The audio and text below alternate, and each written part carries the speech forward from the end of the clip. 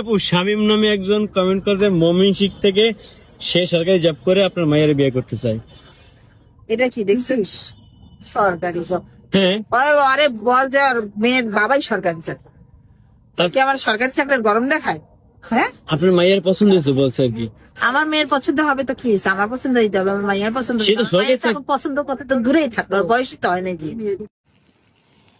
গাছ থাকলে যেমন মানুষে গাছের দিকে তাকায় থাকে, বা বড়ই গাছ থাকলে কিন্তু মানুষে নাড়া দেয়। তো তার জন্য আপনি যে এইভাবে কথাগুলো বলবেন, এইগুলো বলা উচিত না, ঠিক আছে? আপনি কিন্তু অতিরিক্ত বাইরে যাইতেছেন, আপনার কিন্তু এতটা বাড়া উচিত না। আর যেভাবে কথা বলছেন, চাকরি করুক আর যেটাই করুক, জানি না আমার ময়মনসিংহ জেলা থেকে কেউ কমেন্ট করছে কিনা। যেভাবে উপস্থাপন করা হয়েছে ময়মনসিংহ জেলার কেউ একজনই করছে।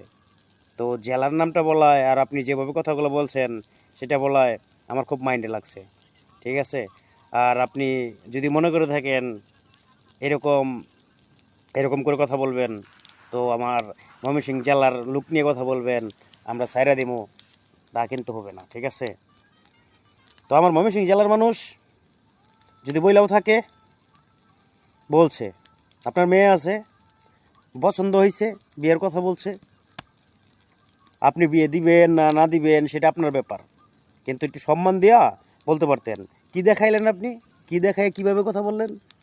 মাথায় রাখেন, নেক্সট টাইম আমার ময়মনসিংহ জেলার নাম নেওয়ার পরে কোনো কথা বললে হিসাব করে কথা বলবেন।